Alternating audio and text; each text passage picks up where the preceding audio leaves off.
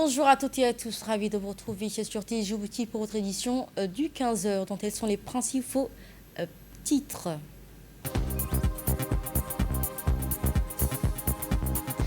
Célébration à Djibouti, notamment sur les autres pays musulmans du Nouvel An de l'Hégire.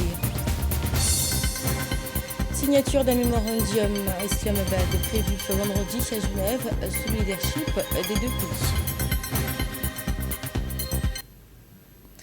Bonjour à toutes et à tous et ravi de vous avoir retrouvé sur Djibouti. Le Premier ministre du pays, Abdelkader Kamel Mohamed, a reçu aujourd'hui au salon d'honneur de la primature la visite d'adieu de l'ambassadrice d'Allemagne, Madame Henk Feller, à l'occasion de la fin de sa mission diplomatique dans le pays. Les échanges ont permis de saluer la qualité de relations d'amitié et de coopération qui unissent la République Djibouti et la Fédération d'Allemagne, notamment dans les domaines de développement, de formation, de résilience communautaire et l'appui aux programmes régionaux portés par l'IGAD. Les deux personnalités se sont félicitées de l'état d'avancement de plusieurs projets de développement au bénéfice des populations, tout en réaffirmant leur volonté commune de poursuivre leurs efforts engagés en faveur de leur concrétisation rapide. L'entretien a également mis en lumière d'importantes perspectives de coopération dans les secteurs de l'énergie, qui constitue une référence mondiale dans le renforcement du capital humain, ainsi que les échanges universitaires et le développement des compétences des jeunes djiboutiens. Le ministre des Infrastructures, Saïd Hassan, et de l'Équipement a effectué aujourd'hui une visite de travail au sein des différentes infrastructures de la garde-côte djiboutienne. Cette visite qui a été marquée par sa première prise de contact avec l'institution depuis sa nomination à la tête du ministère. Sa première étape l'a conduit au camp de Doralé, où il a été accueilli par le colonel Waïs Marbouré, le commandant de la garde-côte djiboutienne. À son arrivée, une cérémonie militaire a été organisée à son honneur, comprenant ainsi la salutation des drapeaux des deux pays.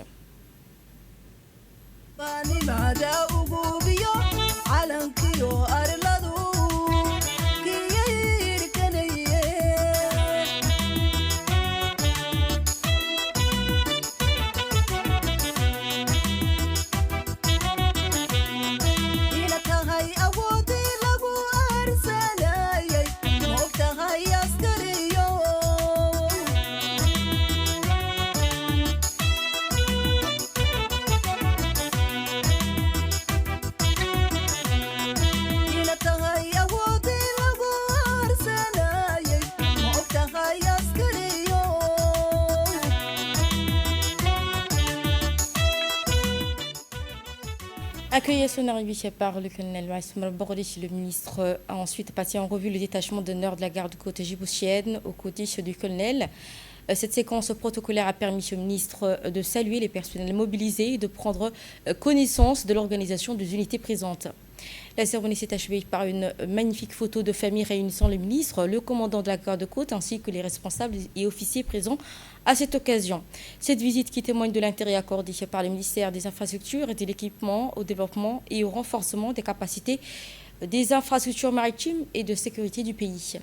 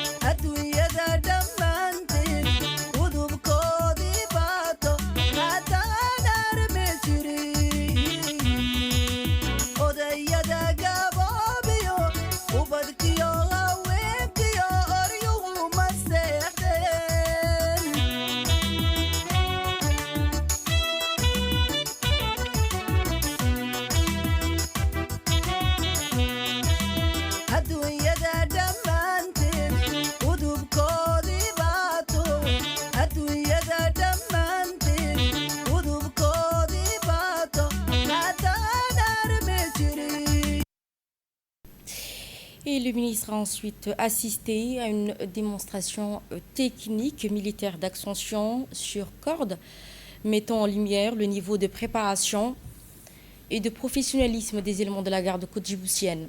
Il a par la suite visité les garages de l'institution situés au sein du camp de Raleigh afin de s'enquérir des moyens logistiques déployés ainsi que les capacités opérationnelles dont elle dispose. Le ministre s'est également rendu à l'hôpital et au camp du camp où il a pu constater de la qualité des infrastructures sanitaires mis à la disposition du personnel. À l'issue de cette visite, le ministre ainsi que le colonel Wassim Bourgouri ont tenu une réunion de travail en tête-à-tête avant d'élargir les échanges aux officiers de la garde-côte. Les discussions ont porté sur les missions ainsi que les activités de l'institution, ses besoins en infrastructure ainsi que les perspectives de renforcement et des capacités opérationnelles et logistiques.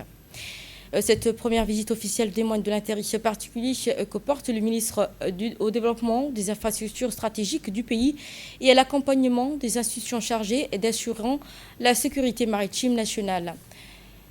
Elle traduit bien évidemment de la volonté du gouvernement à soutenir davantage les efforts visant à moderniser les moyens d'action de la garde-côte djiboutienne et à consolider son rôle au sein de la protection des eaux territoriales et intérêts maritimes de la République djibouti.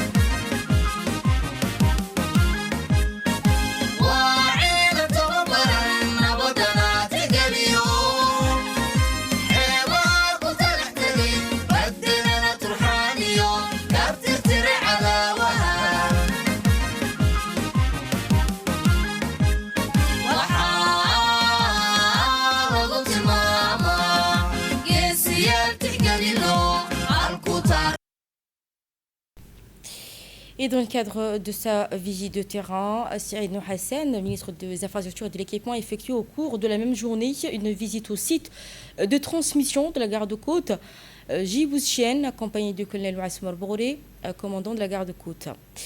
Cette visite qui a permis au ministre de s'informer sur les installations et les moyens de communication mis en place pour renforcer les capacités opérationnelles de la garde-côte djiboutienne.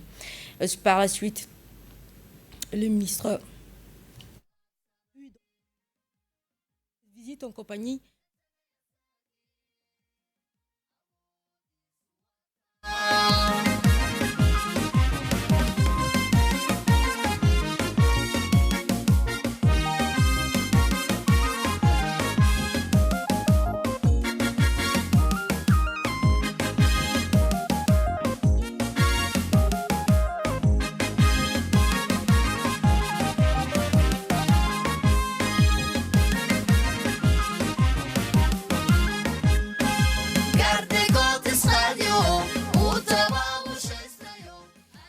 le ministre s'est rendu au port pour une visite des moyens navals de la garde-côte. À son arrivée, il a été chaleureusement accueilli à bord du nouveau patrouilleur récemment préparé et mis en service par la garde-côte djiboutienne. Au cours de cette visite, le ministre a pu donc constater les efforts entrepris pour moderniser les équipements maritimes et renforcer les capacités de surveillance et de sécurité des eaux territoriales nationales. Il a salué l'engagement des responsables des gardes-côtes ainsi que les moyens entrepris pour donc rénover ce patrouilleur.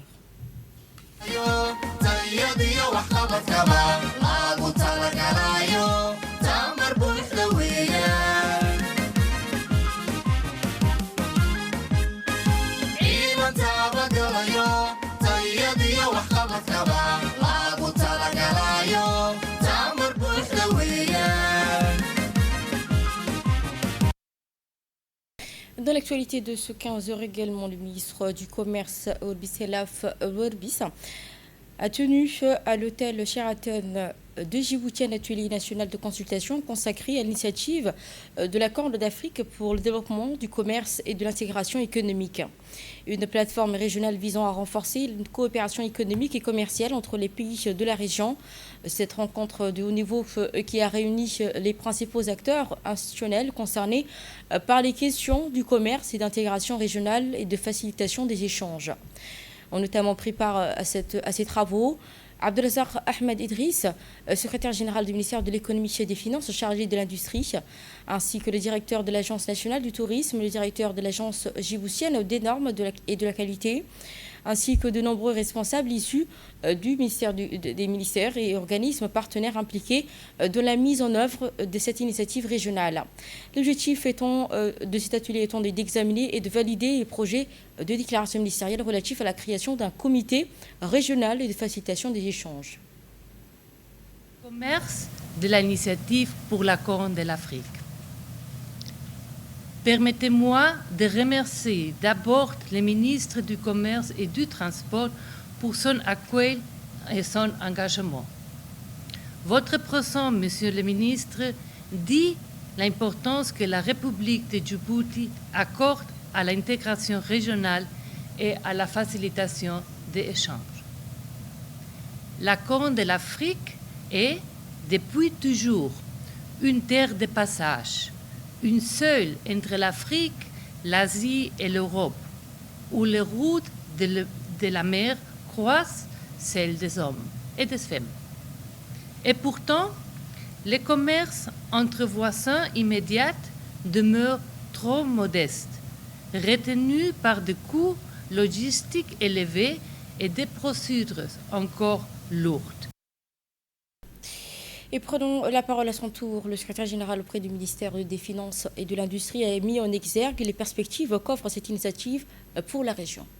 Vous le savez tous, Djibouti occupe une position stratégique unique dans la Corne de l'Afrique, carrefour maritime et terrestre incontournable. Notre pays se veut le poumon commercial de la région.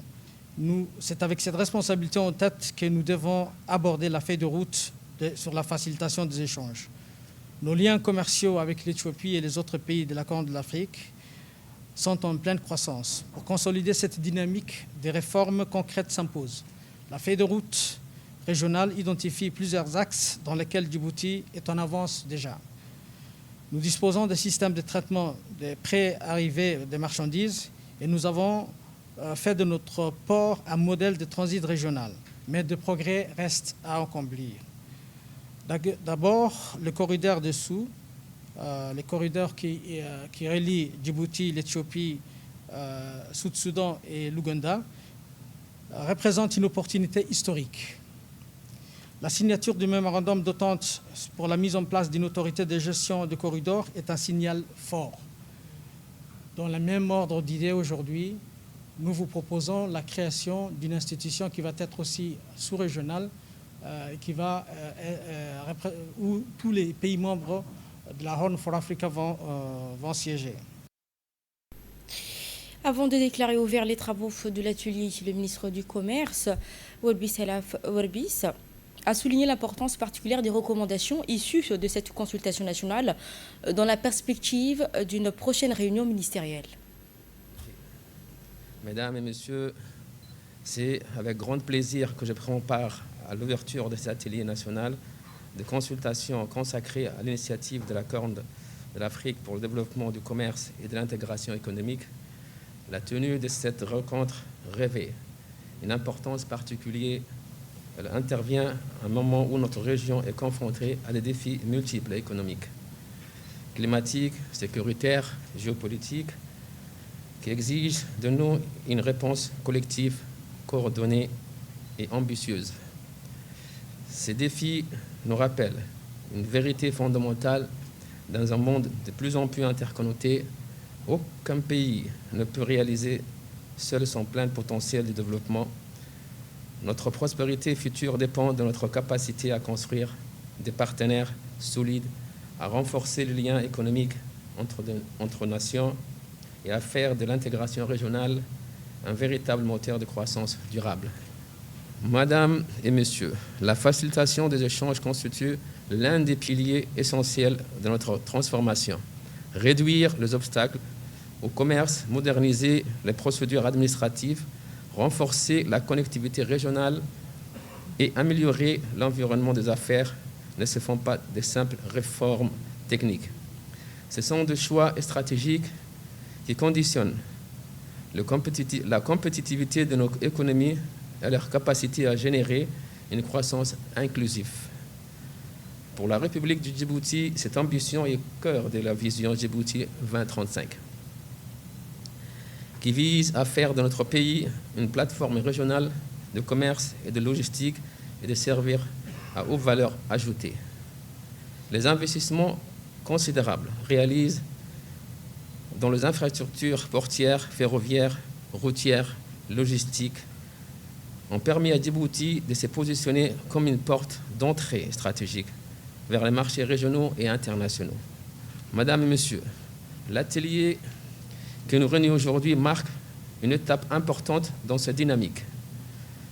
Les consultations qui seront menées permettront d'identifier les priorités nationales, de mieux cerner les contraintes auxquelles sont confrontés les acteurs économiques et de définir des interventions concrètes susceptibles d'accélérer la facilitation des échanges et l'intégration régionale. Je suis convaincu que les réflexions qui émergeront de cette rencontre contribueront à l'élaboration d'un programme ambitieux, réaliste et porteur de résultats concrets pour notre pays, ainsi que pour l'ensemble de la région de la Corne d'Afrique. Autre nouvelle depuis, dans le cadre des opérations d'observation de la subvention des carburants accordés au transport public, l'art de télévision de Djibouti a mobilisé une équipe de micro-trottoirs afin de constater sur le terrain la mise en œuvre de cette mesure gouvernementale. Face à la hausse des prix du carburant sur le marché international, les autorités djiboutiennes ont décidé de maintenir et alléger les tarifs appliqués au transport public afin d'éviter toute répercussion sur les usagers. Le gouvernement a également assuré que le pays dispose de stocks de carburant suffisants pour les mois à venir. Pour soutenir les transporteurs et certains secteurs économiques, le ministère de l'Énergie a mis en place un système de coupons de réduction sur le carburant. Sur le terrain, notre équipe a observé plusieurs chauffeurs de bus et de minibus rassemblés devant le siège du syndicat de bus et des minibus situés au cité Hilar, où se déroulaient donc les distributions des coupons. À cette occasion, Ahmed Ismail, le vice-président du syndicat de minibus, a apporté des explications détaillées sur cette subvention accordée par l'État. Il a souligné que cette mesure vise à compenser la hausse des prix du gasoil passé de 205 à 285 francs par litre, afin de permettre aux transporteurs de poursuivre les activités sans augmenter les tarifs sur les passagers. Plusieurs bénéficiaires ont également pris la parole pour exprimer leur satisfaction quant à cette initiative gouvernementale qui contribue à alléger les charges liées à l'exploitation des véhicules de transport public. Par ailleurs, les mototaxis, autrement appelés Bajaj, qui assurent quotidiennement les transports des habitants dans les différents quartiers de la commune de Belbela, bénéficient également de ce dispositif. Et plusieurs témoins ont apporté leurs témoignages dans lesquels ils sont heureux de cet allègement. Dans la journée de ce lundi 15 juin 2026, la Commission des finances de l'économie générale et des plans, présidée par l'honorable Charmaki Moussahari, a poursuivi l'examen des 2 projets de loi de compte financier de l'Agence nationale de la promotion des sports, l'ANPS, pour l'exercice 2023-2024. Le gouvernement était représenté par Mme Fatouma Ali Abdallah, secrétaire d'État chargée au sport, du président de la commission d'administration, du directeur général de l'Agence nationale de la promotion des sports.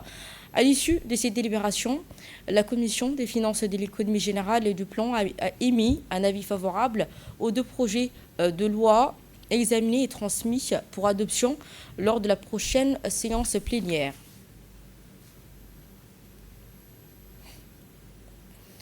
Et dans le grand mac de cette édition, lancement du grand format avec la République Djibouti qui célèbre demain, à la star de l'ensemble du pays musulman, l'avènement du nouvel an de l'Hégire 1448. Cette importante occasion religieuse rappelle l'un des événements les plus marquants de l'histoire de l'islam, l'Hégire du prophète Mohammed sallallahu alayhi wa sallam, de la Mecque vers Médine.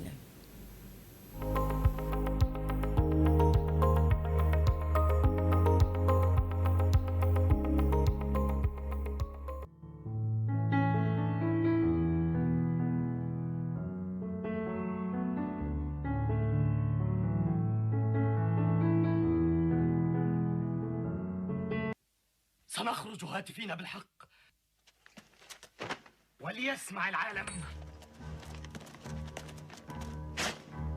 لا إله إلا الله ولا نعبد إلا إياه مخلصين له الدين ولو كره الكافرون. Après 13 années de prédication à la Mecque, le prophète Mohammed sallallahu alayhi wa sallam et ses compagnons subirent de nombreuses épreuves. Hostilités, persécutions, boycott économique et injustice furent les moyens employés par les Qurayshites pour tenter d'étouffer le message de l'islam qu'ils considéraient comme une menace pour leur pouvoir et leurs intérêts.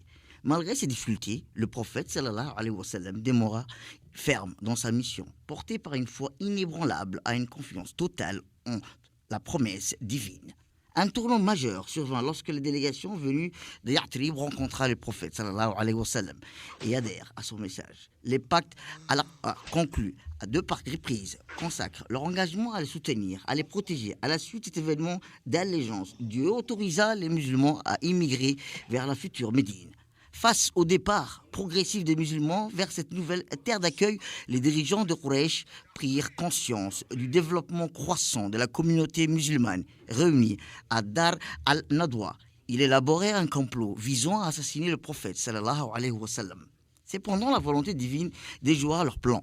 Le messager de Dieu reçut alors l'ordre de quitter la Mecque, ouvrant ainsi un des chapitres les plus glorieux de l'histoire islamique. Dans la nuit de l'Hégire, le prophète sallallahu alayhi wa sallam quitta discrètement son domicile après avoir confié, qu'Allah l'agrée, à Ali la mission de restituer les dépôts laissés par leur propriétaire, accompagné de son fidèle compagnon Abu Bakr al-Siddiq, qu'Allah l'agrée. Il emprunta un itinéraire inhabituel afin d'échapper à ses poursuivants. Les 2 compagnons trouvèrent refuge dans la grotte de Taur où il demeura 3 jours. Lorsque les poursuivants arrivèrent à proximité de la grotte, Abu Bakr al-Siddiq exprima son inquiétude. Le prophète sallallahu alayhi wa sallam le rassura alors par des paroles demeurées célèbres. « Que penses-tu de 2 personnes dont Dieu est le 3e » Illustrant ainsi sa confiance absolue en la protection divine, déterminé à retrouver le prophète sallallahu alayhi wa sallam, les Qurayshites promirent une récompense de 100 chamels à quiconque parviendra à le capturer, vivant ou mort. Cette prime déclencha une vaste traque à travers le désert, mais malgré les recherches intensives, toutes les tentatives échouèrent et la protection divine accompagna le messager de Dieu tout au long de son voyage. Après plusieurs jours de marche, le prophète sallallahu alayhi wa sallam arriva à Quba, où il fonda la première mosquée de l'islam avant de poursuivre son chemin vers Médine. À son arrivée, les habitants de la ville lui réservaient un accueil exceptionnel. Hommes et femmes et enfants sortirent en nombre pour célébrer son arrivée dans une atmosphère de joie, d'enthousiasme, immortalisée par les chants de bienvenue, transmis à travers des générations.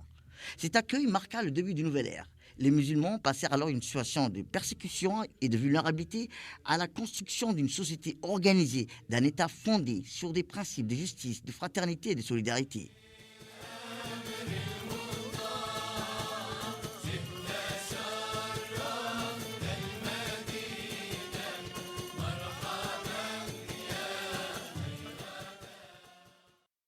L'Hégire prophétique constitue ainsi un tournant majeur dans l'histoire de l'islam.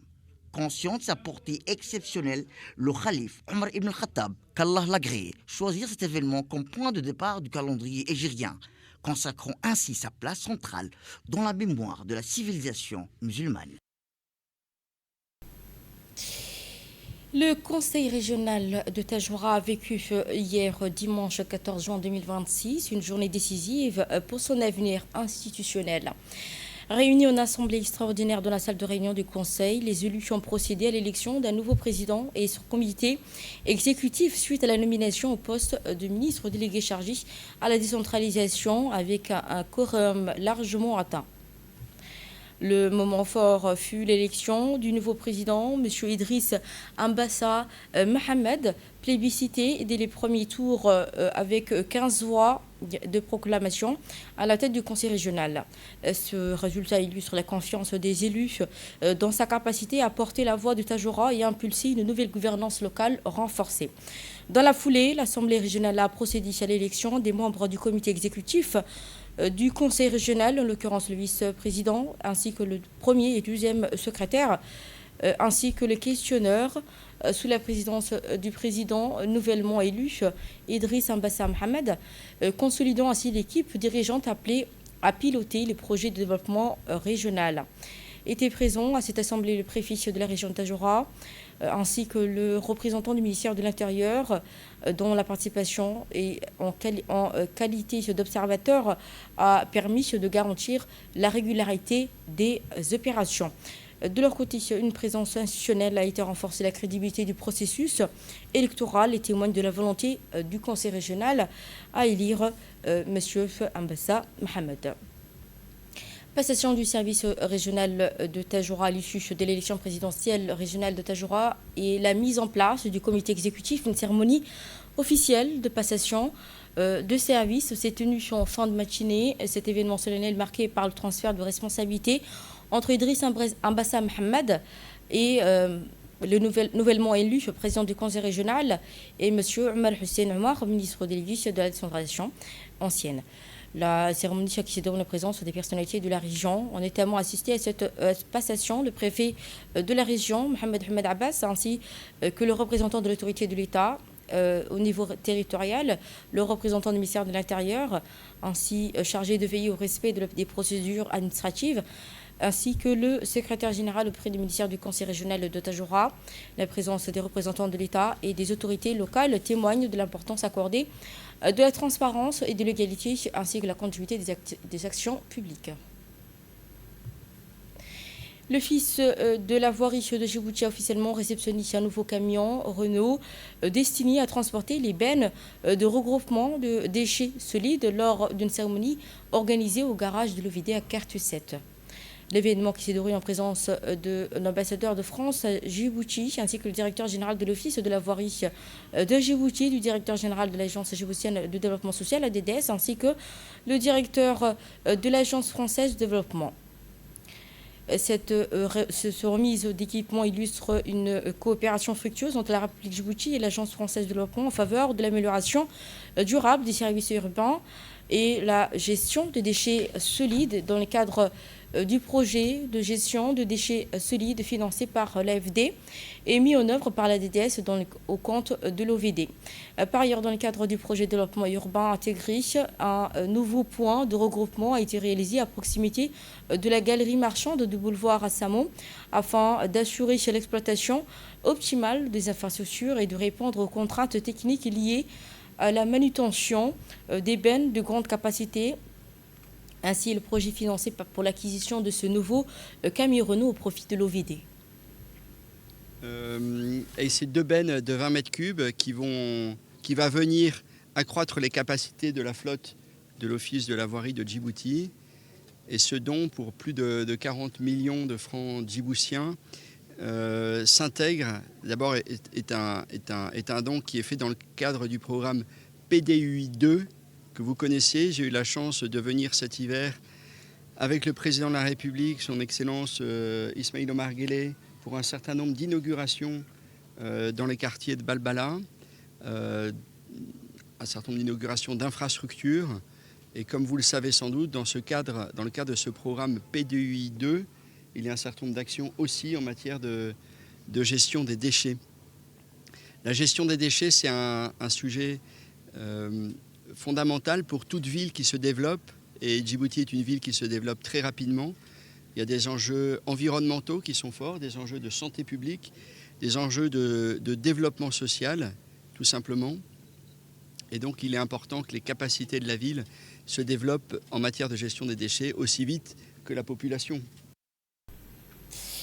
Et prenons la parole à son tour, le directeur général de la DGS a rappelé que les investissements réalisés dans le cadre du PDU2 et autres programmes financés par l'AFD participent à l'amélioration durable dans le cadre de vie des populations djiboutiennes. Le camion va servir à déjà 7 points de regroupement, plus 2 autres points que nous allons rajouter. Le nouveau marché qui a été inauguré il n'y a pas longtemps, donc ces bennes-là vont également servir. Et le PDU2, vous l'avez rappelé, c'est 24 millions d'euros. Donc c'est une fierté pour nous. C'est un grand programme. Mais également, la ville, on ne peut pas gérer une ville sans la gestion des déchets. Actuellement, nous avons, déjà je tiens à rappeler le précédent projet de gestion des déchets qui avait permis de construire ces points de regroupement, ces 7 points de regroupement qui ont permis de réduire significativement les décharges sauvages dans ces quartiers. Donc ça posait des problèmes de santé publique. Donc aujourd'hui, il n'y en a pas. Et ce camion va servir justement au ramassage des déchets avec ces bennes-là. Mais également, il faut rappeler les très grands projets de centres d'enfouissement technique financés à la fois par l'AFD pour 11 millions d'euros, mais également par l'Union européenne. Donc en tout, c'est 16 millions et demi. Et donc c'est un centre qui sera aux normes internationales et qui va répondre à la gestion des déchets dans une ville dynamique de plus en plus, qui s'agrandit de plus en plus. Et donc une fois de plus, vraiment nous tenons à remercier le partenariat que nous avons avec l'AFD, mais un partenariat très proche, donc qui nous accompagne à l'ADDS, mais également l'OVD, dans tous nos projets, et depuis très longtemps, en commençant par le projet PDU1, PDU BK12. Donc aujourd'hui, le quartier BK12, on voit comment il s'est développé, ces quartiers. Et donc nous tenons à remercier au travers de votre présence ici, symbolique, le peuple français. Donc pour nous, qui est extrêmement important. Merci. Coup d'envoi du stage de formation dans le registre sportif, dans le cadre du renforcement des capacités, des encadreurs sportifs. La Fédération djiboutienne d'athlétisme a lancé ce matin un stage de formation au brevet d'entraîneur du niveau 1 sous l'égide du secrétariat d'État chargé au sport avec l'appui financier du Comité national olympique sportif djiboutien. Organisée du 14 au 18 juin, cette session est destinée aux entraîneurs ainsi qu'aux anciens athlètes djiboutiens souhaitant approfondir leurs compétences techniques et pédagogiques en athlétisme. La cérémonie d'ouverture qui s'est tenue en présence du directeur de l'Agence nationale pour le développement sport, Mohamed Omar Ali, ainsi que vice-président de la Fédération djiboutienne d'athlétisme, aux côtés de plusieurs figures sportives nationales. Lors de cette première journée, les experts ont animé une session de formation, partagé leur expérience et leurs connaissances autour des fondations de l'entraînement. Cette initiative qui illustre l'engagement des autorités sportives et promouvoir l'excellence et soutenir le développement durable de l'athlétisme djiboutien. Qui est très importante et que je félicite au nom de l'Agence nationale pour la promotion du sport, l'initiative prise par la Fédération d'athlétisme. Je vous souhaite plein de succès dans vos apprentissages. De la formation planning sur le privé de la Fédération djiboutienne d'athlétisme au niveau 1, donc du 14 au 18 juin. Cette formation, les anciens athlètes, les entraîneurs vont profiter de cette formation. En ce qui concerne pour les techniques, c'est les techniciens qui vont vous détailler, comme l'entraîneur Hassan, le docteur qui est à côté de moi, qui vont faire une déclaration encore plus profonde. Je déclare l'ouverture de la séance. Dans l'actualité régionale à présent, vigilance et préparation face aux perspectives climatiques liées au phénomène El Niño. Les Nations Unies appellent les pays à se préparer à l'éventuel retour du phénomène climatique d'El Niño, tandis que l'Organisation météorologique mondiale indique une forte probabilité de développement de ces conditions dans les prochains mois. En Éthiopie, les autorités et les experts suivent la situation avec attention en raison de l'importance des précipitations saisonnières pour l'agriculture et les ressources en eau. Il soulignait que l'évolution du phénomène pourrait influencer la répartition des pluies dans certaines régions durant la saison des pluies principales. Dans ce contexte, les efforts de suivi climatique et la planification sont encouragés afin de soutenir la gestion des ressources en eau et de renforcement d'une résilience dans le secteur de l'agriculture et une approche préventive et constructive visant à accompagner les communautés rurales quant à ce phénomène climatique qui est en approche. Annonce d'un accord américo-iranien pour mettre fin à la guerre, signature d'un mémorandum à Islamabad prévu vendredi à Genève sous des larges soutiens internationaux. Firdaus Hussein. Les États-Unis et l'Iran visant à mettre fin à la guerre entrée dans son 108e jour a été annoncé aujourd'hui, marquant une nouvelle étape vers une solution diplomatique au conflit. Le président américain Donald Trump a annoncé la conclusion de l'accord avec l'Iran et a décidé de lever immédiatement le blocus maritime imposé à Téhéran. Le vice-ministre iranien des Affaires étrangères a indiqué que le texte du mémorandum d'Islamabad était désormais finalisé et qu'il serait signé vendredi à Genève. Il a ajouté qu'un cycle de discussion de 60 jours porterait sur le dossier nucléaire iranien, la levée des sanctions et les résolutions du Conseil de sécurité des Nations Unies. Quant au ministre pakistanais des Affaires étrangères, il a salué l'accord conclu entre les États-Unis et l'Iran. Selon le quotidien britannique du Telegraph, le président Donald Trump a personnellement modifié la formulation relative à l'engagement iranien concernant l'élimination des matières nucléaires enrichies. Au niveau international, le président du Conseil européen, Antonio Costa, a salué l'accord annoncé entre Washington et Téhéran. Dans une déclaration publiée sur la plateforme X, le président pakistanais a lui aussi salué l'annonce de la signature du mémorandum d'entente entre les États-Unis et l'Iran. L'Allemagne écrase Curaçao 7-1. Match nul spectaculaire entre le Pays-Bas et le Japon et large victoire du Suède face à la Tunisie en Coupe du Monde 2026. La soirée du 14 juin en Coupe du Monde 2026 a offert 3 rencontres riches en buts et en intensité. L'Allemagne a ouvert le bal avec une victoire écrasante contre les Curaçao sur un score de 7-1, imposant ainsi un rythme élevé dès les premières minutes, dominant largement la rencontre grâce à une efficacité offensive remarquable. Dans un match beaucoup plus équilibré, le Pays-Bas et le Japon se sont quittés 2-2 avec des phases de domination alternées et un rythme soutenu jusqu'au bout. Ce sera tout donc ce soir sur ces mots que nous refermons ce journal. Merci à toutes et à tous de nous avoir suivis. J'étais sur TGOT avec le journal de l'information et merci à l'équipe de la régie.